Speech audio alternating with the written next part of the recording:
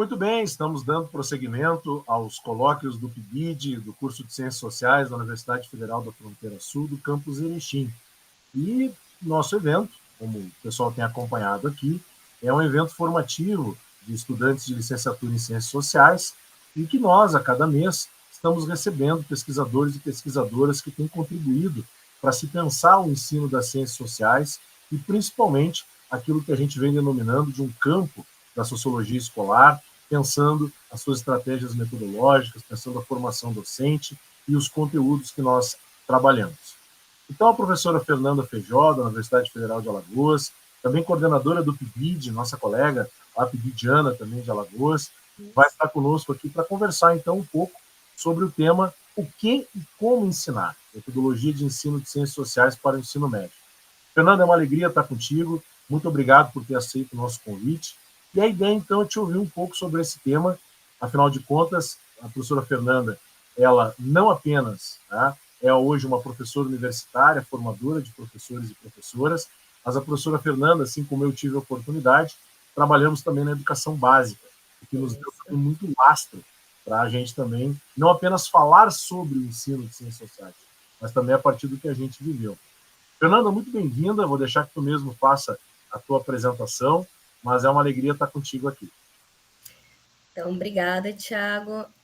Boa tarde a todas e todos. Muito obrigada pelo convite. É um prazer estar aqui dialogando com você, dialogando com o PIBID de Sociologia da Universidade Federal da Fronteira Sul, do campus Erechim. Essas trocas, elas são muito valiosas, né? Eu acho que a iniciativa do projeto é maravilhosa justamente para a gente poder fazer esses intercâmbios entre as diferentes iniciativas, entre os diferentes projetos, né, em várias partes do país. Eu acho que isso é muito rico, né? Eu acho que a gente consegue ir enriquecendo a produção da nossa área, né?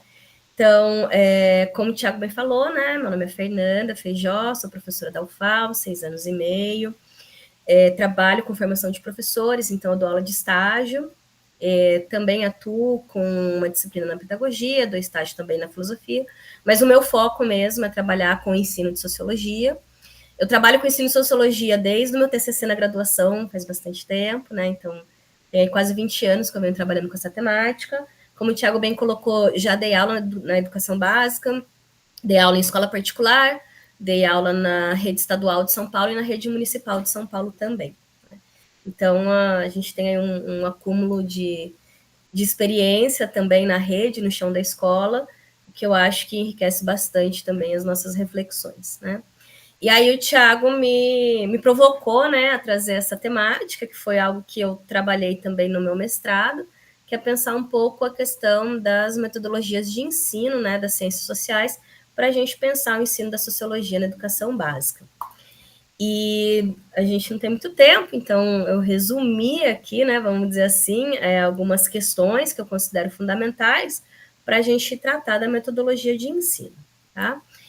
E eu gosto, pelo menos quando eu construí a minha dissertação de mestrado, para mim era muito importante, na época, né, então deixa eu esclarecer o contexto de onde vem esse o que e como ensinar. Quando eu comecei a pensar sobre essas questões metodológicas, eu estava terminando a minha licenciatura. E eu terminei a minha licenciatura em 2008, exatamente em 2008, quando foi votada a lei que obrigava novamente a sociologia como disciplina no currículo, né, do ensino médio. E na época, antes da lei ser aprovada, que a lei foi aprovada em junho, a gente fazia estágio, pelo menos a orientação que a gente tinha lá na Unesp, eu me formei pela Unesp, né? Tanto graduação quanto mestrado e doutorado. Mas na época, na graduação em Ciências Sociais na Unesp, que ainda era bacharelado e licenciatura junto, no esquema bem 3+1, né? Mas a orientação era a gente fazer, como não tinha sociologia obrigatoriamente na rede paulista, na época, e a sociologia, de fato, só entra em São Paulo, na rede estadual, quando a lei obriga, então só a partir de 2009, porque a lei foi sancionada em 2008, só em 2009 que a sociologia entra de fato. Então, até então não tinha sociologia mesmo. Eu não tive sociologia no ensino médio, por exemplo, né? no começo dos anos 2000. E aí, então, em 2008, eu terminando a licenciatura, fazendo estágio na disciplina de História, porque essa era a recomendação do professor de práticas de ensino, que a gente fizesse o estágio em História. E aí, de repente, a Sociologia é aprovada como disciplina obrigatória. A outra professora, professora de didática, eu vou até mencionar, a professora Maria Helena Frem Dias da Silva, eu brinco, até hoje eu mantenho contato com ela, e quando eu passei aqui na UFAL, eu lembro de ter entrado em contato com ela e falado, olha, eu vou trabalhar com formação de professores e a culpa é sua, porque ela era uma entusiasta, hoje ela está aposentada, mas ela era uma entusiasta da educação pública, laica, democrática, e eu lembro que ela nos incentivou muito a começar a pesquisar mais sobre o ensino de sociologia, afinal ela estava dando aula para um curso de licenciatura em ciências sociais, e para a gente começar a pensar isso. Tá, a sociologia agora é uma disciplina obrigatória, mas o que a gente vai ensinar e como a gente vai ensinar, considerando que a sociologia ficou décadas fora do currículo enquanto uma disciplina obrigatória, né? Uma disciplina sem tradição, enfim. E foi aí que eu tomei conhecimento das orientações curriculares para o ensino médio, aquele documento que foi escrito pelo Amaury Moraes, pelo Nelson Tomás e Elizabeth Guimarães, e ali me deu start para começar a pensar essas questões. Então, essa coisa, o que ensinar, como ensinar, aquilo ficou pululando na minha cabeça, e foi o que deu origem à minha monografia, meu TCC, depois meu projeto de mestrado, e assim foi. Então, é por isso que, para mim, essa coisa de o que e como ensinar é muito caro, né? Essa questão, ela me é muito cara, justamente porque o meu ponto de partida para pensar metodologias de ensino foi daí, né? Então, sempre que eu penso em metodologia, eu parto desse pressuposto, né? Então, a ideia do que ensinar, né?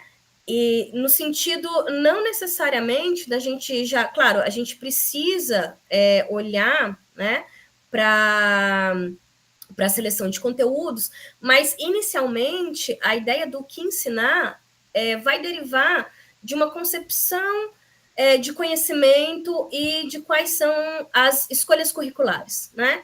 Então, a gente precisa olhar para o currículo, a gente precisa olhar para as epistemologias próprias das ciências sociais e pensar quais que são os nossos objetivos, né? Quais que são os nossos objetivos de conhecimento a partir desses nossos fundamentos teóricos e epistemológicos, né?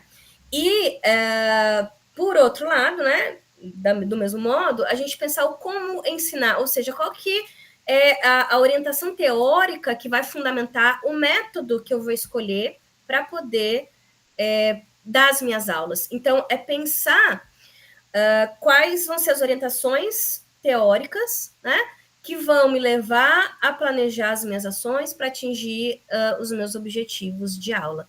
Então, quando eu penso em metodologia, eu penso que é desse lugar que a gente precisa partir, né? Então, foi algo que eu fui, né, pensando ao longo dos anos, mas no sentido de pensar a metodologia de ensino, claro, né, como o lugar de onde a gente parte para a gente fundamentar e orientar a escolha daquilo que os nossos métodos e as nossas ações dentro da sala de aula, né? Então, eu gosto de partir desse lugar. Tiago, se você quiser, em algum momento, parar, falar, comentar, Certo. fica à vontade. Não, Fernanda, a gente compartilha uma questão geracional também, claro. Eu acho que eu sou um pouco mais velho que tu, mas nós compartilhamos, então, uma questão geracional. Eu terminei minha graduação no final de 2004, né, um pouco antes de ti, enfim. Em 2008 eu já era professor de educação básica, né, já tinha concluído o mestrado em 2008, mas nós compartilhamos esse momento da chamada reintrodução da sociologia com a filosofia. Lembraste aqui a Lei 11.684, lá de 2008, e de fato nós fomos uma geração muito marcada, primeiro, por uma luta curricular para que a sociologia estivesse sendo ofertada, porque isso também, além dos nossos entendimentos políticos, pedagógicos, isso também já apresentava uma oportunidade da gente trabalhar na nossa área. Eu sempre digo que essa dimensão, ela não é uma dimensão menor, não é simplesmente uma reserva de mercado ou uma discussão corporativa, é uma ideia da gente se formar numa área e trabalhar nela, que nós, felizmente, tivemos essas oportunidades, né? E uma coisa também que tu fala, e eu gosto porque eu também trabalho com as disciplinas de estágio, metodologia de ensino e ciências sociais aqui no curso, é exatamente essa discussão, que pode ser uma discussão muitas vezes quase de manual, mas eu penso que vale muito a pena, porque assim como eu tenho certeza, já te acompanhando também ao longo desses anos, para nós foi muito relevante essa compreensão de base do que nós estamos falando, a discussão do conteúdo, da transposição didática, das estratégias metodológicas, dos limites disso. Então, eu penso assim que quando tu vai falar de metodologia e tu faz esse esquema, eu me reconheço muito enquanto estudante que fui e como professor hoje de outros professores que sou, né? É isso, eu acho que essas questões elas marcaram a geração que estava ali naquele momento fatídico, né, de lutar pelo retorno da sociologia, enfim. E pensar, né, o que veio logo em seguida.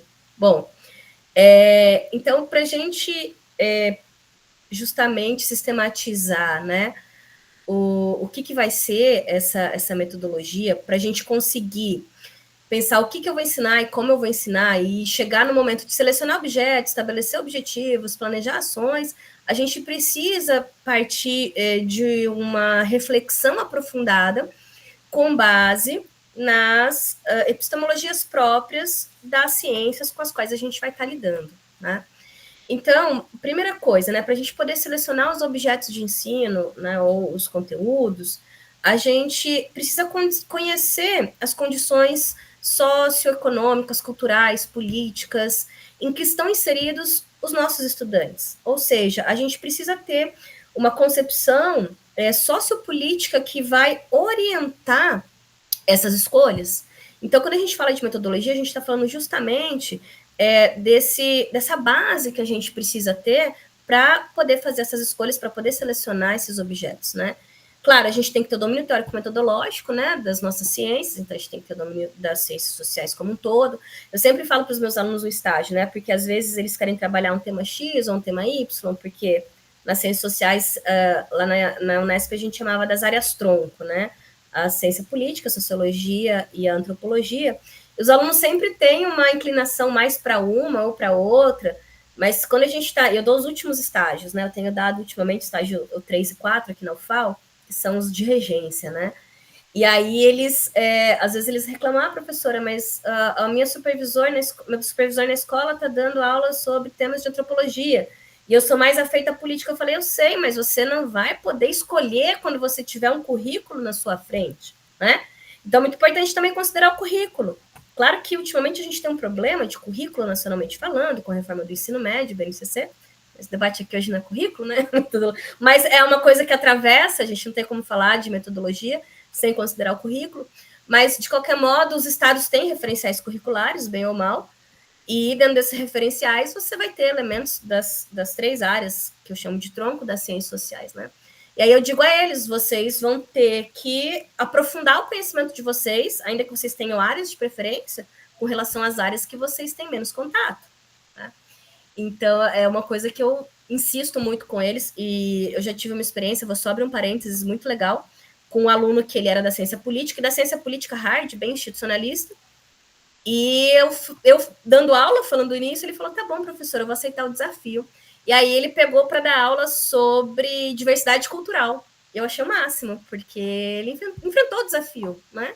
Ele abraçou e foi. Eu falei, é isso, é sobre isso. Quando você é professor de sociologia, a gente chama sociologia por uma questão de constituição histórica da disciplina, mas é o conhecimento das ciências sociais, a gente tem que estar preparado, né? Então, essa é uma questão que eu acho fundamental. Importantíssimo a gente ter o domínio teórico, né? Claro que a gente nunca vai conhecer tudo, e é por isso que eu insisto sempre na chave que o professor, ele tem que ser professor e tem que ser pesquisador. A gente continua estudando para poder dar aula. E muito, né? Então, eu digo, às vezes a gente estuda até mais, às vezes, para dar aula, do que a gente estudava na graduação.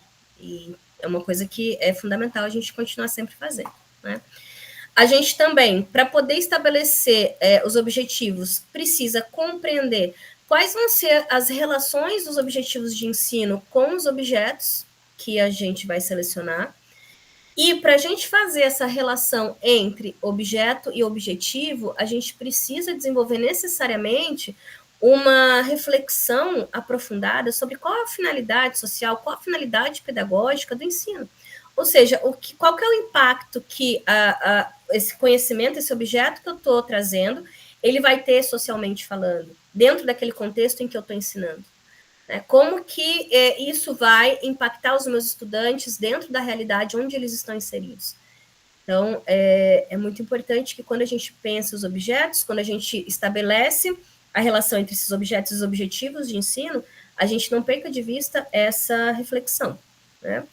E também sobre o processo educativo enquanto um processo social, ou seja, a metodologia ela vai me ajudar a compreender que tipo de concepção eu tenho, né? Ou seja, como que eu estou pensando a minha prática docente cotidiana enquanto eu estou ensinando sociologia para os meus estudantes. O que isso significa? Qual que é o impacto social daquilo que eu estou fazendo enquanto atividade docente, né? E uma vez que eu consigo fazer essa reflexão entre a relação do meu objeto com o meu objetivo, aí sim eu consigo organizar as ações, né? E aí, essas ações, para que eu consiga planejá-las, eu vou partir justamente dos meus objetivos. Então, eu pensava, bom, quais são os meus objetivos, considerando todo o contexto social dos meus alunos, considerando aquilo que eu quero ser enquanto docente de sociologia, e aí eu vou conseguir organizar todo esse meu escopo teórico-metodológico e de contexto daquela realidade para alcançar esses objetivos. E aí a gente parte para as ações, né, a serem realizadas pelo professor, pelos alunos, sem perder de vista a reflexão fundamental, né, de que essa ação educativa, ela precisa ter como base a realidade daqueles estudantes. Eu sempre bato muito nessa tecla com os meus alunos. A realidade, o contexto dos seus alunos precisa ser sempre o seu ponto de partida. Claro, a gente tem, por um lado, a questão teórico-metodológica das ciências sociais, mas isso precisa estar dialogando sempre com a realidade e com o contexto social no qual os estudantes do ensino médio estão inseridos, né?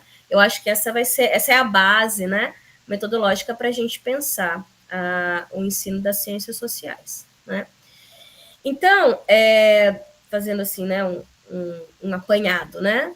A metodologia, ela é mais do que procedimentos e técnicas de ensino, porque existe toda uma concepção de sociedade, uma concepção sobre relações políticas, sobre relações econômicas e culturais, e elas vão se relacionar também com o meio onde esses alunos estão inseridos. Então, a gente tem toda uma concepção sociopolítica, pedagógica, que a gente tem no processo educativo e que e essa concepção, ela precisa se relacionar também com o contexto, né, em que os estudantes estão inseridos.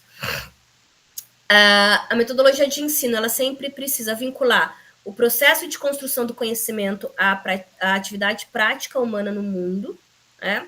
Então, esse processo educativo, esse processo de ensino-aprendizagem, ele precisa ter um sentido para o estudante. Então, não adianta nada eu ter ali um pleno domínio teórico das ciências sociais, da antropologia, da sociologia, da ciência política, se eu não for capaz de ressignificar todo esse conhecimento na hora em que eu estou passando ele adiante, na hora que eu estou dialogando com o meu estudante, se aquilo não fizer sentido de alguma forma, né, para os alunos do ensino médio. Então, é muito importante essa vinculação do conhecimento com a realidade imediata, né, com a atividade prática dos estudantes. E a metodologia também precisa desvendar o objeto de estudo dentro das suas estruturas internas, ou seja, a gente precisa pegar o objeto e desvendar ele, né? A gente precisa entender que os objetos que derivam dos conhecimentos científicos, eles vão ter dinâmicas próprias, eles vão ter transformações que lhes são impostas socialmente, né? A sociedade vai impor uma série de dinâmicas próprias para os objetos das ciências sociais. Então, essas questões precisam ser consideradas quando a gente está falando sobre as metodologias de ensino, tá? E aí eu trago uma citação de Libânio, porque a partir, né, do momento em que a gente estabelece a metodologia, aí a gente vai colocar em prática, a gente vai operacionalizar através dos métodos, né? Então, quando a gente pensa nos métodos de ensino e em como a metodologia ela vai originar, né, esses métodos, a gente precisa pensar, como Libânio, que não se reduzem a quaisquer medidas, procedimentos e técnicas, né? Eles decorrem de uma concepção de sociedade, da natureza da atividade prática humana no mundo, do processo de conhecimento e, particularmente, da compreensão da prática educativa numa determinada sociedade. Né? E aí, Tiago, tem uma questão que é geracional, né? As pessoas... Eu tive até naquele outro momento que a gente teve um encontro, né? Falando sobre como eu ando me sentindo já meio velha, mas eu sou dessas que eu ainda uso Libânio para dar aula.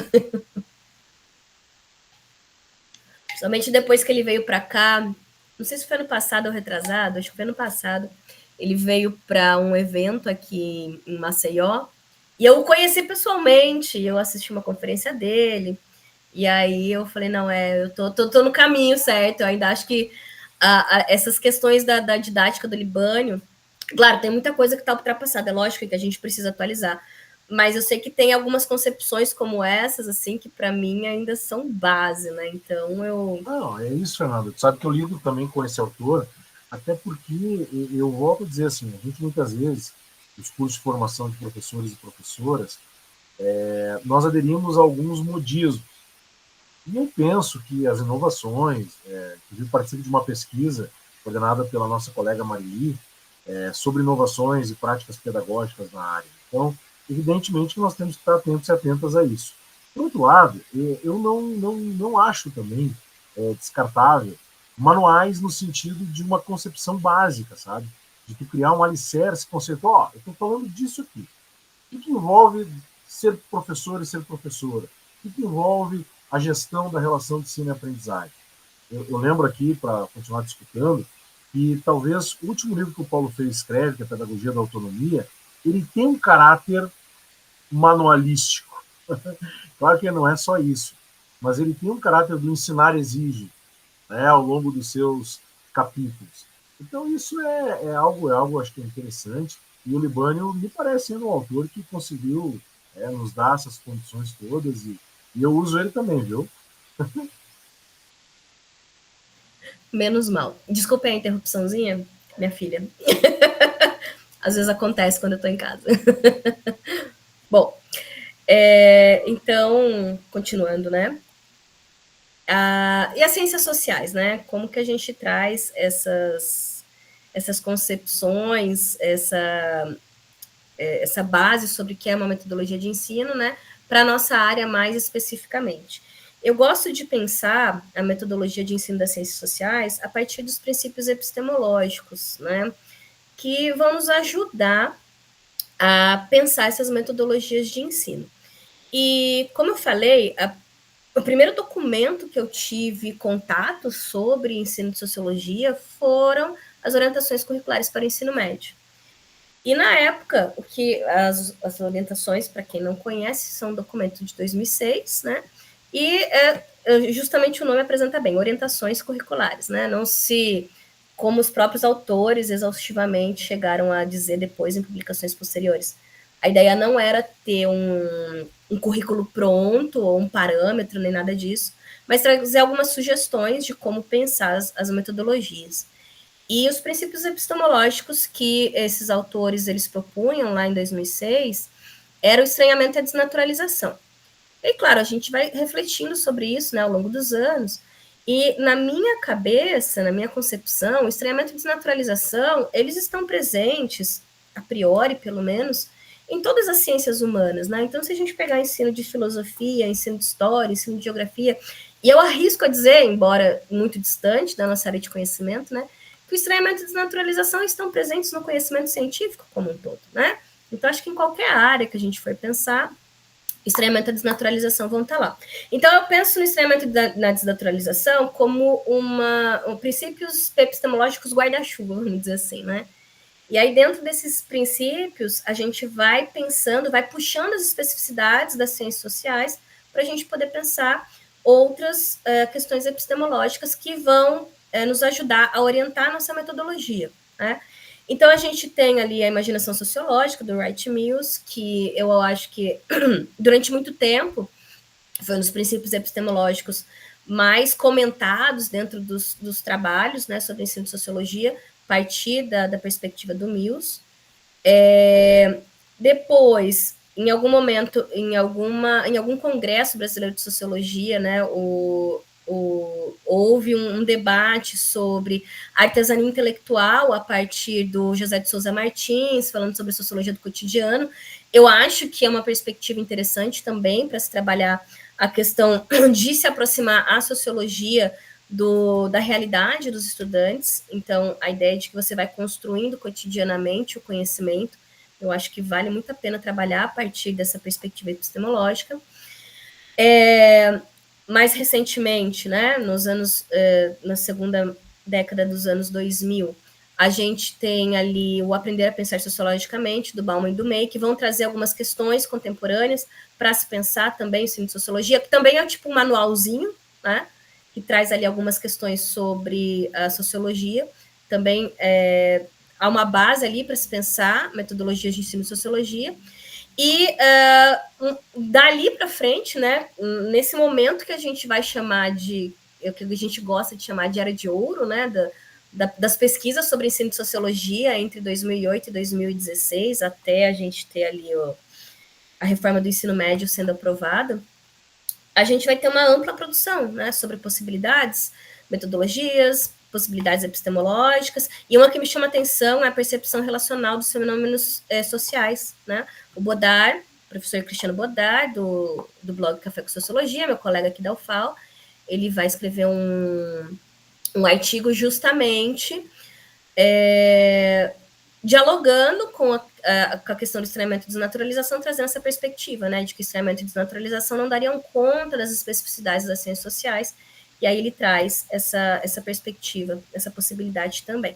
Então, a gente tem, eu acho que uma gama, uma grande possibilidade, e eu acho que a gente não precisa escolher um ou outro, né, um princípio epistemológico ou outro, a gente pode fazer uma combinação, desde que esses dois princípios guarda-chuva, eles estejam inseridos, né, eles estejam contemplados, porque causar o estranhamento e desnaturalizar aquilo que aparentemente é natural, né, então fazer uma desconstrução do senso comum para depois reconstruir o fenômeno de uma forma científica, trazendo as ciências sociais como princípio epistemológico, é o fundamento, né? E aí a gente vai usando os diversos autores, as diversas possibilidades. Mas eu acho que essa é a questão, assim, central, né, da gente trazer os princípios epistemológicos como uma base para a construção dessa metodologia de ensino.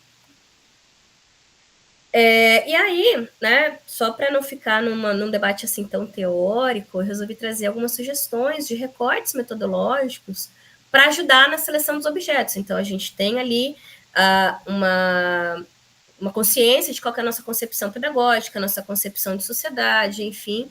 A gente recorta uma epistemologia e a gente precisa começar a pensar quais são os seus recortes para a gente poder operacionalizar e construir o nosso método, né? Então, eu peguei também das orientações curriculares, porque eu acho que é um documento que vale a pena ser conhecido, eu sempre passo para os meus alunos, porque eu gosto dessa sugestão que o Amaury, o Tomasi e a Elizabeth dão, de separar, né, de tomar um recorte como base para poder pensar a seleção do objeto, né? Então, eles dão como exemplo a possibilidade de trabalhar por temas, conceitos, categorias. Eles chamam de conceitos, mas eu acho que alguns conceitos eles são tão amplos que eles constituem categorias, né? Ou pelas teorias. E aí eu selecionei alguns aqui que foram me ocorrendo, né, conforme eu fui montando essa apresentação. Então, por exemplo, temas, né? Hoje em dia a gente tem uma possibilidade. Eu sempre brinco nas minhas aulas, tanto de filosofia, de sociologia quanto de filosofia, né? Que nessas disciplinas a gente tem o que eu chamo, entre aspas, de bônus, né? Porque qualquer temática que a gente escolher trabalhar, a gente consegue trazer dentro da nossa área, né, de estudo, dentro do nosso campo teórico-metodológico, a gente consegue aproximar da realidade social, independente de onde a gente esteja. Então, acho que a gente tem esse bônus, né? Então, aquilo que eles veem o tempo todo no TikTok, aquilo que eles estão vendo na televisão, enfim, no meio deles, a gente consegue pegar, né, essa temática e aproximar ela de alguma questão de estudo das ciências sociais. Então, peguei alguns temas aleatórios que foram me ocorrendo, por exemplo, fake news, né? Uma coisa que foi bastante debatida nas últimas eleições, violência doméstica, uma coisa que sempre está na mídia, sempre está em destaque. Setembro Amarelo, porque a gente, a princípio, né, marcou uma conversa para setembro, mas a gente pode pensar, por exemplo, na consciência negra, agora que a gente está em novembro. Funk, porque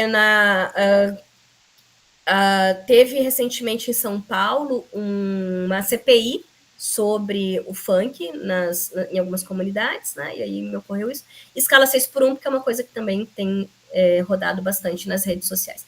Então, dá para trabalhar a partir desses temas, por exemplo. E aí, a partir desses temas, a gente vai identificando quais são os conceitos, as categorias e as teorias que vão embasar, né, o debate sobre essas temáticas. Para trabalhar a partir de conceitos e categorias, é preciso tomar cuidado para não ficar uma coisa demasiado teórica, uma coisa só voltada para a conceituação, né, e sem uma identificação com a realidade imediata dos estudantes. Então, são alguns cuidados que a gente tem que tomar. Mas aí eu fiz até alguns conceitos, categorias que teriam relação com aqueles primeiros temas, né? Então, alguns deles que eu pensei: democracia, violência, estratificação social, cultura, trabalho, né? E aí dá para trazer esses temas, né, para a gente exemplificar esses conceitos e essas categorias. E também dá para trabalhar a partir de determinadas teorias, focando em determinados autores. E aí sim a gente vai trabalhando os conceitos e, a partir do trabalho dos conceitos, a gente também vai inserindo os temas. Então, teorias da democracia, microfísica do poder, dá para a gente trazer Foucault para trabalhar com uma série de coisas. Formação da sociedade brasileira, pensando o pensamento social brasileiro, etnocentrismo, relativismo cultural, teoria do valor em Marx, enfim. É possível trabalhar também. Eu, particularmente, não gostava de trabalhar a partir de teoria, porque eu achava mais complexo partir da teoria para depois conceituar e trazer os temas. Para mim, inverter a ordem sempre foi mais fácil, inclusive para trazer os estudantes. Mas eu acho que é uma questão uma questão mais de cada docente, de como cada pessoa, cada professor organiza melhor as suas atividades, né? Então, mas assim, esse aqui foi só um exemplo, assim, de como que, a partir do momento que a gente consegue desenvolver, na verdade, né, uma epistemologia própria das ciências sociais, como que a gente vai pensando, então, os recortes, né, para a gente poder operacionalizar os nossos métodos. E aí, pensar os recursos didáticos, porque uma vez que a gente consegue selecionar, fazer os nossos recortes para selecionar os objetos, a gente precisa pensar em como que a gente vai mobilizar esses objetos junto dos estudantes, né?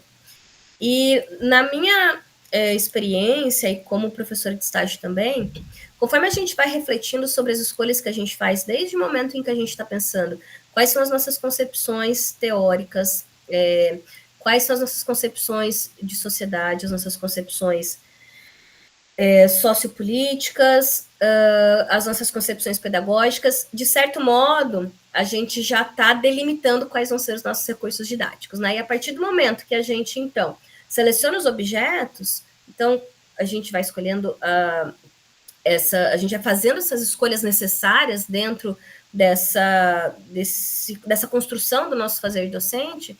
Aos poucos também esses recursos didáticos vão aparecendo, né? Por exemplo, eu não vou falar sobre funk sem usar o recurso da música, o recurso audiovisual. Impossível, não tem como, né?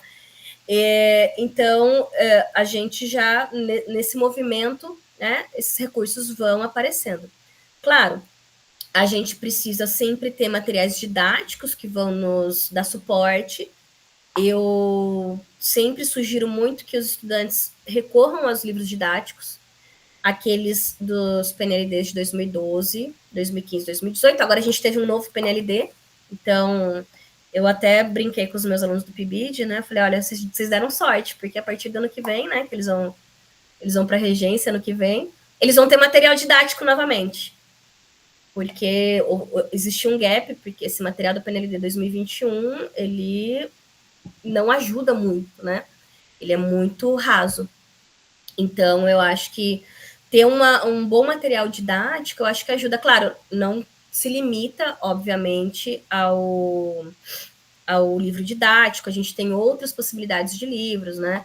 O Bodar, e dentro da editora Café com Sociologia, ele tem várias coleções de materiais didáticos, o próprio blog Café com Sociologia, outros blogs que estão surgindo durante o último Congresso Brasileiro de Sociologia.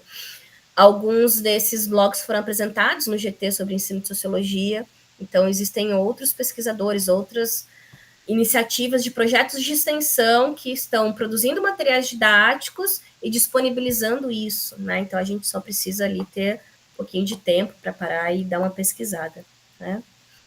E elaborar ou selecionar recursos que dialoguem, né, com os objetos e os objetivos de aprendizagem. E aí aquilo que você falou, né, há pouco sobre o uso das tecnologias, é importantíssimo, né? A gente precisa incluir isso necessariamente, porque depois da pandemia, quando os jovens passaram 2 anos inteiros estudando via celular, via computador, não tem mais volta, né? Eu acho que pelo menos a próxima geração que for chegando no ensino médio vai ter passado por esse processo. Então, a gente vai ter uma geração inteira que passou pelo processo de ter aula remota, que passou por um momento em que teve que ficar conectado necessariamente, e a gente não tem como ignorar isso. E também o fato de que essas novas gerações já nascem com esses aparatos tecnológicos, com esses dispositivos colados na fuça, né? Então, a gente tem que lidar com isso. A gente tem que fazer uma mediação. É claro, não é simplesmente tomar isso como centro, né, da prática pedagógica, óbvio que não. Mas eu acho que ignorar que isso precisa estar presente também não dá, porque a gente ainda vai encontrar professores mais docentes, mais tradicionais, né, das escolas, que não vão ter uma certa dificuldade, vão se recusar a fazer uso das novas tecnologias. E eu acho que isso é um tiro no pé. Eu acho que a gente vai ter que se adaptar e vai ter que incluir. Eu mesma tenho dificuldade, né? Falava para o Thiago que ele perguntava, vamos passar a apresentação? Eu falei, vamos passar, porque foi a primeira vez que eu usei o Canva de uma forma bem funcional. Eu também não nasci, né? Quando eu nasci, a gente não tinha essa coisa de computadores, celulares, imagina, de forma nenhuma. Às vezes eu vejo os alunos falando sobre usar celular na escola, e aí eu falo para eles, minha gente, quando eu estava no ensino médio, imagina que a gente tinha celular. Eu fui ter meu primeiro celular, era aquele tijolão, quando eu fui para a universidade, eu tive meu primeiro celular, né? Então, é uma realidade difícil, às vezes, para a gente, mas é uma questão de se adaptar a essas diferenças geracionais. Eu sempre falo isso para os meus estudantes, a gente sempre vai enfrentar, com relação aos nossos alunos, diferenças geracionais, e a gente tem que lidar com elas, porque nós somos os adultos da relação. E isso impacta na forma como a gente vai pensar os nossos métodos de ensino. Mas nós somos os adultos da relação, nós já temos o cérebro maduro o suficiente para dar conta dessas diferenças. E a gente não pode impor aos estudantes que eles sigam o nosso padrão, né? Então, é uma relação complexa. Essa questão geracional eu acho uma coisa muito complexa e fundamental para a gente refletir sobre essa questão das metodologias, né? E eu acho que era isso, Thiago, mais que eu tinha para falar, né? Não sei se você quer fazer mais alguma consideração, assim. Quero sim, Fernando. Vamos aproveitar que eu acho que é importante a gente registrar. Nós tivemos, então, já mais de um mês esse diálogo, né, com a professora Fernanda, que na oportunidade foi um diálogo que teve, inclusive, as nossas supervisoras, as professoras Rúbia e Sônia, que atuam conosco aqui nas escolas estaduais, onde o nosso PIBID da UFPS Erechim tem a sua experiência de escola, e tivemos também pibidianos e pibidianas, e ainda a presença da professora Lígia Eras, que depois, nesse meio tempo, acabou também participando aqui dos nossos colóquios, a nossa alegria, a partir, inclusive, de um debate muito proveitoso, que vai render outras conversas ainda sobre a perspectiva da inclusão no ensino das ciências sociais. Então, e lembrando que a professora Lígia e a professora Fernanda vão coordenar um grupo de trabalho, agora no nosso congresso da ABEX, ano que vem, em Brasília, na Universidade de Brasília, em novembro, daqui a um ano. Daqui a um ano passa rapidinho. Então, eu acho que, Fernanda, primeiro, assim, nós estamos recuperando aqui no sentido de um registro dessa presença da Fernanda dentro da nossa estratégia metodológica, que, ao mesmo tempo, está com os trabalhos na escola, estamos acompanhando as rotinas escolares e também no eixo que nós chamamos de formação. Então, dentro disso, nós estamos fazendo leitura sobre o campo do ensino das ciências sociais e, junto a isso, nós tivemos essa ideia de aproveitar, né, a nossa rede, aproveitar colegas que vêm aí se dedicando, que vêm contribuindo para reflexões sobre o que é a gente ser professor ou professora de ciências sociais. Né? Então, é um pouco essa a nossa questão. Eu queria aproveitar, Fernanda, ainda esse tempo que a gente está aqui conversando, para te colocar duas questões. A primeira questão é como que tu vê hoje essa escolha pela docência, né? Eu tenho pensado muito sobre isso. Estamos falando aqui de metodologia de ensino e já se liga muito à natureza da nossa atividade, que é a prática docente. Né? E aí a gente dialoga com um campo pedagógico mais amplo, a partir da didática, e uma didática que a gente poderia chamar de específica, a partir de pensar a didática para as ciências sociais, as metodologias de ensino para as ciências sociais. Mas me parece que tem uma questão de fundo e que o próprio processo pandêmico que resgata para pensar a metodologia, ele também ajuda a gente a pensar, que é uma dificuldade hoje que a gente tem, talvez como o nosso país é muito grande, né, a gente fala de diferentes experiências, mas eu tenho percebido que, primeiro, não é fácil a gente ser professor ou professora no Brasil, então nós estamos aí, não é fruto de nada, que nós temos uma luta histórica de reconhecimento, debates duros, muitas questões ligadas à violência, adoecimento, uma parte, digamos assim, menos nobre do nosso ofício. E que, junto com a questão salarial, na média, é muito aquém da nosso exercício profissional, da nossa relevância social, isso tem muitas vezes afastado, pelo menos em primeira opção, muitos jovens, né, que estão lá concluindo o ensino médio, talvez não coloquem a licenciatura como uma primeira opção. Por outro lado, nada indica que nós vamos deixar de ter professores de escolas. Nós estamos mudando a forma de aprendermos e ensinar. As tecnologias, elas são um dos vetores. Mas a minha questão, assim, da tua experiência hoje na Universidade Federal de Alagoas, mas desde o teu tempo estudante na Unesp, teu tempo de professora da educação básica, como que tu vê essa relação com a entrada, né, na licenciatura e como que tu vê essa questão, talvez particularmente na nossa área, né? Eu penso que a gente carrega esse fantasma desde o veto do Fernando Henrique, porque uma das questões do veto do Fernando Henrique, eu estou falando lá no início dos anos 2000, para a obrigatoriedade da sociologia e da filosofia, que nós não tínhamos professores e professoras para ministrar a disciplina. Né? Depois, com a lei da obrigatoriedade em 2008, nós vamos inclusive abrir cursos como o que eu trabalho aqui. Né? A minha universidade ela foi criada por lei federal em 2009.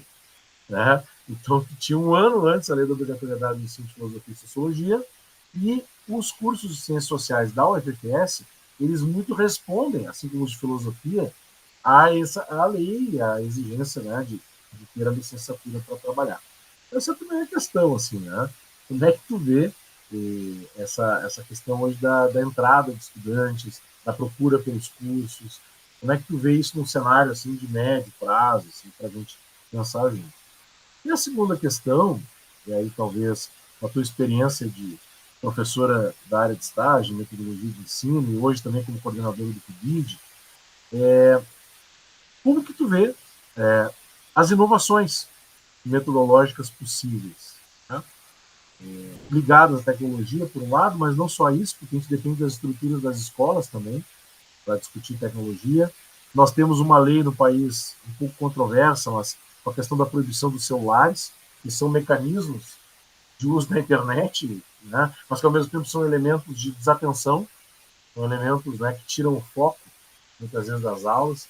Então, a questão, assim, para aproveitar a tua experiência, e acho que isso que é legal também dos colóquios, a gente trocar experiências, é como que tem visto, assim, na realidade do PIB, na realidade das escolas que tu supervisiona estágio, como é que tem visto a metodologia na prática, lá na educação básica, né? Se isso está muito diferente do tempo que tu foi professora. Então é isso. É a entrada, basicamente as perguntas são isso. É a entrada como é que tem visto a relação da escolha da licenciatura, da gente hoje estar renovando o corpo docente, e, ao mesmo tempo, as próprias metodologias que tu tem percebido na tua experiência no PIBID nos estágios. Olha, essa questão da entrada, ela é bastante complexa, né? Eu vou falar mais especificamente aqui do contexto de Alagoas, que é o que eu tenho acompanhado nos últimos 6 anos. Mas, assim, o que eu percebo aqui, ao menos, né, que a gente tem um índice de desenvolvimento do sistema educacional, assim, bastante complexo. A gente, há muitos anos, Alagoas não consegue chegar perto da sua meta do IDEB, então a gente tem muitos problemas, né, tanto com a Secretaria de Educação, então as escolas, elas têm, são bastante precárias, a gente tem, né, vamos dizer assim, muitos problemas, né, e também com relação aos municípios, né, é um estado ainda que tem muitas questões relacionadas a uma política coronelista, né? Então, os investimentos para a educação, efetivamente, eles são muito poucos, enfim, né? Então, é um estado que tem bastante problema. Ainda assim, a gente tem uma procura grande pelas licenciaturas, né? Tanto que a pedagogia, para você ter ideia, Tiago, nós temos 3 períodos. Nós temos matutino, vespertino e noturno. E pelo menos quando os alunos ingressam, a gente tem 50, 50 e 50 em lista de espera. Então, assim, então a procura, ela existe a princípio por essas licenciaturas, né? Eu não saberia te dizer, assim, de uma forma mais concreta o porquê, né, dessa procura, mas eu acredito que, pelo menos quando eu chego para os alunos de primeiro período e pergunto para eles, mas o que te motivou? Existe, primeiro, uma cultura de continuidade, então muitos estudantes têm pais, mães, tios, tias, professores, e aí eles acabam optando por uma entrada na licenciatura por uma questão de aproximação, de influência familiar. E existe uma questão de que, entre aspas, é mais fácil, por causa da nota do Enem. Eu queria fazer psicologia, mas aí eu fui ver e pedagogia, a minha nota dava melhor. Eu queria fazer direito, mas aí quando eu fui ver a minha nota não dava para direito, mas dava para licenciatura em ciências sociais. Então tem um pouco dessa questão de como que o Enem também vai impactar essa escolha pelas licenciaturas, porque antigamente, na sua época e na minha, a gente prestava vestibular. E você ia se preparar para o vestibular naquela coisa X. Eu, por exemplo, não tive isso. Eu me inscrevi para ciências sociais. Não tinha isso de que você faz o exame primeiro, como é o caso hoje do Enem, né, do SISU, e depois você vê onde sua nota te aplica melhor. Então, tem essa questão. Tem a questão do curso aqui de ciências sociais ser noturno. Então, a maior parte das licenciaturas são noturnas aqui. Uma ou outra tem a pedagogia, acho que história, geografia, que tem o vespertino, mas, em geral, os cursos eles são de licenciatura são noturnos. Então, a gente tem uma procura maior. Perdão.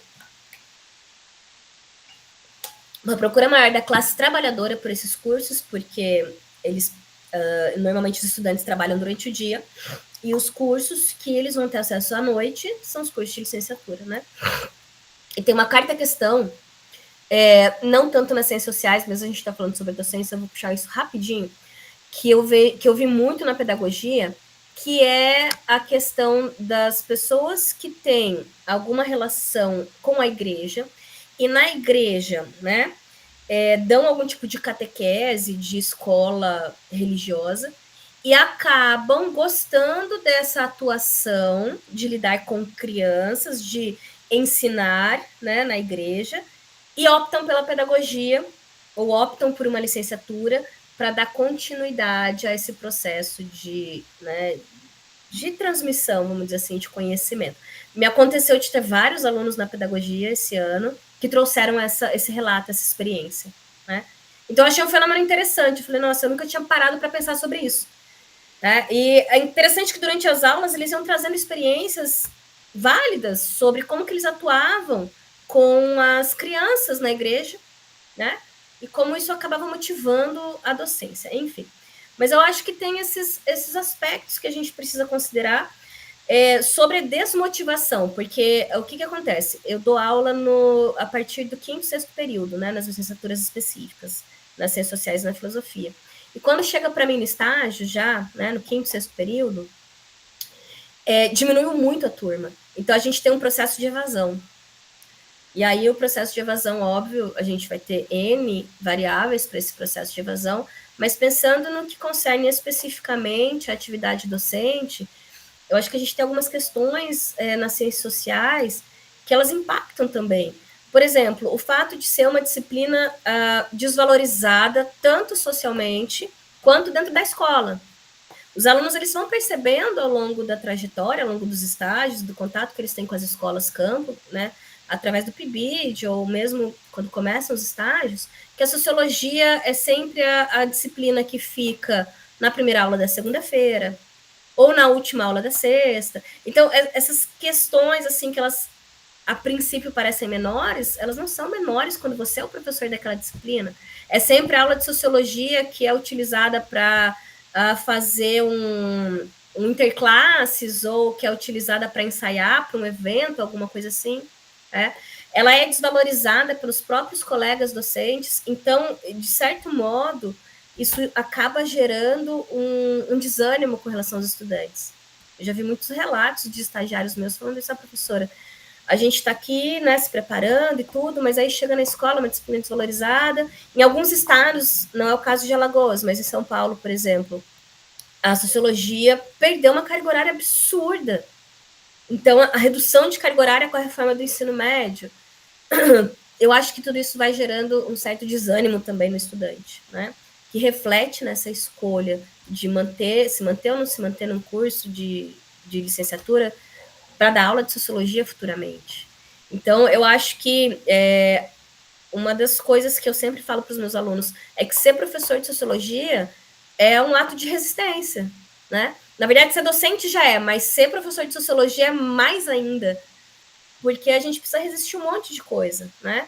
E aí você falou sobre o congresso da ABEX, eu acho que associações como a ABEX, ela tem um papel fundamental nesse sentido, né? A gente tem visto a ABEX, né? Queria até mandar um abraço para o nosso presidente, né? O Sr. Tiago Esteves, que ele tem feito uma atuação fantástica justamente nesse processo de conquistar, né? Ele, obviamente, junto com a diretoria executiva, com os associados da instituição, de justamente buscar apoio legislativo da sociedade civil organizada para que nós possamos conquistar novamente um espaço adequado para a sociologia, né?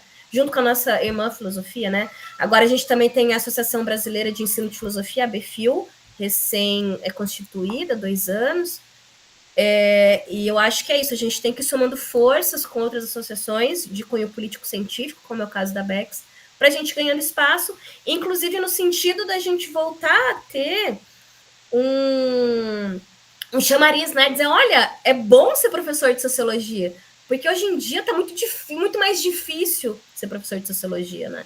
Às vezes eu estou dando um estágio, que é o estágio 2, que é o estágio de observação, e eles falam para mim, professora, pelo que a gente observa, é muito difícil ser professor de sociologia, né? Quando é que começa a parte boa? Eu falo, quando vocês forem para a regência, calma aí, né? Eu falo, quando vocês forem para a regência, que vocês forem desenvolver sua própria metodologia, que vocês começarem a perceber como é que é o diálogo entre professor e aluno e a própria dinâmica de sala de aula, vocês vão ver como é bom. Mas realmente existe essa dimensão que ela desanima, né? E eu acho que essa questão da escolha da docência passa um pouco por isso também, né? Pelas políticas educacionais, da forma como elas vêm sendo estruturadas, que é um jogo contra as ciências sociais, né? Algo que a gente vem discutindo na BEX lá desde 2017. Agora, com relação às inovações metodológicas possíveis, eu acho que eu brinco com os meus alunos, é o infinito e além, né? A gente tem muitas possibilidades dentro das ciências sociais. Eu acho que é um outro bônus que a gente tem, é o fato de que as ciências sociais, elas o tempo todo estão se reconstituindo, né? A gente tem tanto um arcabouço teórico metodológico que remonta aí séculos anteriores, se a gente pensar, sei lá, ciência política, a gente pode voltar, né, a pensar a política lá na Grécia Antiga, quanto a gente vai produzindo coisas novas, né, a cada momento que a gente vai passando. Porque as ciências sociais, elas têm muito disso, né? Elas são dinâmicas, elas estão em movimento, e a gente está sempre produzindo, né? A gente sempre tem algum paradigma sendo quebrado e sendo ressignificado. Então, eu acho que isso faz com que a gente possa sempre pensar novas possibilidades metodológicas a partir desses novos paradigmas, ou de paradigmas sendo quebrados ou sendo ressignificados, né? E em termos de pensar as tecnologias, essa questão, por exemplo, da proibição do celular, eu ainda não sei me posicionar sobre isso. Foi uma lei que me pegou assim, porque, por um lado, eu entendo a motivação da lei, né? Tem um pediatra que eu sigo por conta da minha filha, e ele foi um dos... existem aí, né, algumas associações e tal, e eu não sei como é que chama, mas Sociedade Brasileira de Pediatria foi uma das instituições que encampou essa lei, né, contra o uso de celular na escola e tal. E eu entendo as motivações, realmente, existe um excesso de telas na vida de crianças e adolescentes hoje, isso é indiscutível, né? E, porém, né? Então, por um lado, realmente, a gente precisa dar uma afastada das telas, tanto que eu sempre falo para os meus estudantes. Vocês precisam incentivar os futuros, os alunos agora, né, das escolas campo, os futuros alunos de vocês, a lerem e escreverem no papel. É muito importante passar atividade de leitura e atividade de escrita. Porque se eles não fizerem isso na escola, eles não vão fazer em lugar nenhum. Então, façam os alunos lerem no papel e façam eles escreverem no papel. Ok, eu acho que isso é fundamental, é importante distanciar um pouco da tela. Por outro lado, se a gente simplesmente proíbe, principalmente quando a gente fala de adolescente, talvez a lei sirva muito bem até o Fundamental 1, começo do Fundamental 2. Até ali uns 12 anos de idade, ok, talvez funcione. Daí para frente, quem trabalhou com adolescente, né, Tiago, como é você, a gente sabe. Não adianta proibir. Se você proibir, aí é que eles vão querer usar. Porque é justamente o momento de testar limite. É o momento em que o cérebro manda a gente testar os limites. Então, eu acho que a proibição pura e simples, ela não funciona.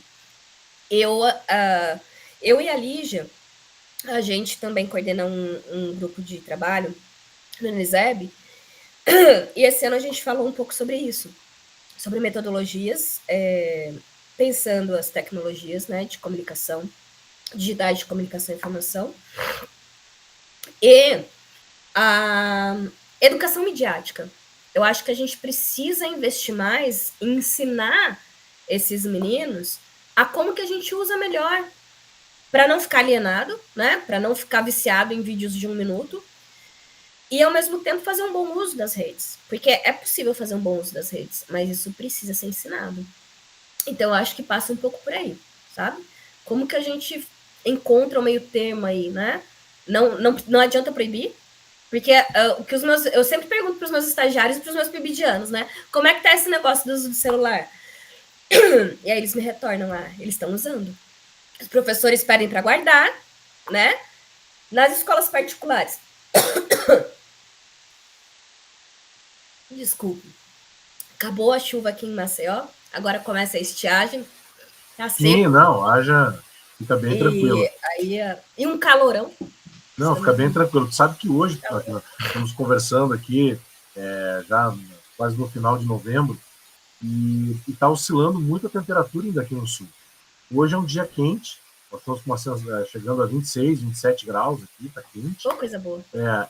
Só que já tem uma frente fria vindo da Argentina. Eita. E aí eu estava vendo a previsão da temperatura baixar para 14 graus durante a noite. Isso que é amplitude. Então tu imagina o que nós estamos falando aqui, né? Então, as rinites, sinusites, alergias, são quadros. Eu sempre digo que se alguém for fazer alguma especialização em medicina e quiser trabalhar no sul, seja otorrino. É verdade. Porque, né? Puxado. Então, aqui terminou a chuva porque aqui chove no inverno, né? Eu demorei para me adaptar, porque em São Paulo é o contrário. Em São Paulo estia no inverno e chove no verão. Aqui é o inverso. Então, agora vai começar a estiagem, então o tempo está um pouco mais seco, venta muito, aí a garganta já... Bom, mas enfim, eu acho que essas eram as considerações possíveis dentro das provocações que você fez. Claro, claro. E é uma oportunidade, nós estamos aqui compartilhando com quem talvez vá depois nos ver no YouTube do Café com Sociologia, que é nosso parceiro também aqui do Colóquios do PIBID da UFPS, mas sobretudo também é um encontro de pessoas que têm compartilhado, no caso o meio da Fernanda, os diferentes espaços ao longo dessas décadas já, né? Dá para falar mais de uma década já. Então, e hoje nos encontramos aí nessa condição, que é uma responsabilidade muito grande de contribuir na formação de colegas nossos. Eu sempre digo que a grande diferença de um estudante que está no PIBID, está fazendo licenciatura em Ciências Sociais, é uma diferença de tempo e oportunidade. Né? E é por isso que a gente também se organiza para continuar lutando pela presença da sociologia na escola, pela presença qualificada, pelo reconhecimento adequado da licenciatura no jogo acadêmico, tá? Não como um conhecimento menor, um conhecimento qualquer. E claro que isso não se conquista por decreto. Isso é uma construção permanente que a gente vai afinando, por isso mesmo, espaços como a Associação Brasileira de Ciências Sociais, revistas científicas, eventos, encontros, movimentos políticos, como tu lembraste bem, que hoje o professor Thiago Esteves, que é o atual presidente da BEX, tem feito. Enfim, penso que hoje a gente procura manter exatamente esses espaços, porque eles foram importantes para a nossa construção, enquanto profissionais desse campo, e hoje que nós temos então esse desafio de pensar, inclusive, uma política pública, que PIBID é uma política pública. É um investimento da CAPES na formação inicial de docentes, e penso que isso é uma responsabilidade e também, no fundo, é uma alegria. Né? Eu lembro dos primeiros diálogos sobre o PIBID, na época, eu também iniciando, enfim, e lembro muito do Mário Bispo, lá de Brasília, que sempre foi um professor da educação básica, se aposentou, um professor da rede distrital, sim, da rede distrital. Tive a oportunidade de conversar com o Mário agora em São Paulo, lá no Uniseb, que nós participamos, também estivemos juntos lá, agora na USP, em julho. Enfim, eu acho que são pessoas, são sujeitos, são contextos que a gente vem se envolvendo. E essa conversa, esse bate-papo aqui no diálogo com a professora Fernanda era exatamente para dar conta, para chamar a atenção da importância da metodologia de ensino, de nós pensarmos a partir de alguns fundamentos, de nós conhecermos princípios da legislação, de nós buscarmos processos de transposição didática ou pedagógica e, sobretudo, estarmos atentos e atentas às inúmeras possibilidades, como tu lembrou aqui, Buzz Lightyear, né? Ao infinito e além, as múltiplas possibilidades que a gente tem num cenário que não é simples, num cenário que nos exige, nós não trabalhamos de uma forma idealizada com a docência, pelo contrário, uma forma bastante crítica, mas, sobretudo, ainda penso, Fernando, que vale a pena. E uma pergunta que eu queria te fazer para a gente ir encaminhando. Se tivesse que voltar e fazer ciências sociais de novo na Unesp, faria? Cada pergunta, né? Faria de novo. Eu brinco assim, né? Que é um percurso sofrido, né? Tem até uma passagem do Bauman, que eu gosto muito, que ele fala que quem busca encontrar a felicidade no final do processo, né, de construção do conhecimento, está sofrendo uma ilusão, né? A gente encontra a felicidade no processo. Então, apesar de... É um processo custoso, mas que, ao mesmo tempo, ele também é feliz, né? Vamos dizer assim. Verdade. Então, quando eu lembro do meu percurso, eu tive que, esses tempos atrás, eu precisei escrever um pouco da minha trajetória, como se fosse um memorial, né? E aí eu fui lendo aquilo, e aquilo foi mexendo comigo. Eu falei, meu Deus, né? Olha essa trajetória que eu percorri até aqui. E eu gosto da minha trajetória, né? Foi sofrida em vários momentos, mas, por exemplo, em 2016, 2017, quando veio a reforma do ensino médio, eu estava na educação básica, estava no meio do processo entre sair do Estado e ir para a prefeitura, e aquilo foi, assim, arrasador, mas me trouxe também momentos interessantes, porque a prefeitura de São Paulo não tinha, na época, um currículo para ensino médio, porque são poucas escolas, são 8 só. E aí eu participei de um grupo de trabalho para a gente construir o currículo, né, do ensino médio. E eu estava lá representando a sociologia e eram debates muito ricos, né? Enfim, então, só para dizer que eu faria de novo, Thiago. E faria tudo nas ciências sociais, como eu fiz, porque eu digo que eu fui atrevida. Eu fui estudar educação nas ciências sociais, né? Isso em 2010. Então, eu era uma vozinha solitária ali na Unesp. Depois é que a gente foi aumentando, né, essa rede que a gente tem hoje. Então, eu faria de novo. Mas eu acho que se eu tivesse tempo, eu faria outras coisas. Hoje em dia, por exemplo, eu tenho muita vontade de fazer pedagogia, né? Tendo muito contato com a área, eu vejo que me falta muita coisa, assim, do campo da educação e da pedagogia. É que eu não tenho tempo, mas... é universidade, é filho, mas se eu tivesse um espacinho, assim, eu faria um bom curso de pedagogia hoje, assim. Uma vontade que ficou, um desejo que ficou, sabe? É. Mas se eu faria sociais de novo, faria. Sim. Não, e é uma pergunta que não foi capciosa, não, foi uma pergunta fraterna, porque eu também reflito sobre isso. Eu também faria novamente. Eu já acabei fazendo depois mestrado e doutorado em educação, né, como tu sabe, e sobretudo, penso que a gente vai se construindo muito, né? E é isso. Não lembrou o Bauman, né? O Paulo Freire tem uma coisa parecida, né? Ele diz que a alegria não chega apenas no achado, ela está no processo. É a mesma coisa. Né? É a mesma ideia da caminhada, não idealizada, cheia, não é uma curva reta, e ao mesmo tempo eu acho que passar isso para os estudantes que muitas vezes também estão vivendo o contexto de contra-reforma do ensino médio, mas o contexto que tem as suas adversidades, mas também tem algumas afirmações. Né? Quando a gente estava começando, não tinha uma BEX, quando a gente estava começando, não tinha o PNLD instituído, estava recém, tudo começando muito. Né? Tinha nem PIBID. Não tinha nenhuma, não tinha essas questões. Né? Então é isso. A professora Fernanda Feijó, então, socióloga, doutora, pesquisadora, já com muitas experiências na educação básica, agora na educação superior nos últimos anos, foi presidente da Associação Brasileira de Ensino de Ciências Sociais, construiu uma trajetória também na pesquisa e hoje tem esse lugar de atuação na Universidade Federal de Alagoas, mas segue integrada à nossa rede nacional, participando dos eventos da área, coordenando o GT, participando de comissões científicas e, portanto, é alguém que não poderia faltar nessa nossa iniciativa de diálogo com referências nossas, com pessoas que têm contribuído, têm dedicado as suas experiências ao pensar o ensino das ciências sociais, não apenas como objeto de pesquisa, mas também como um princípio político e pedagógico.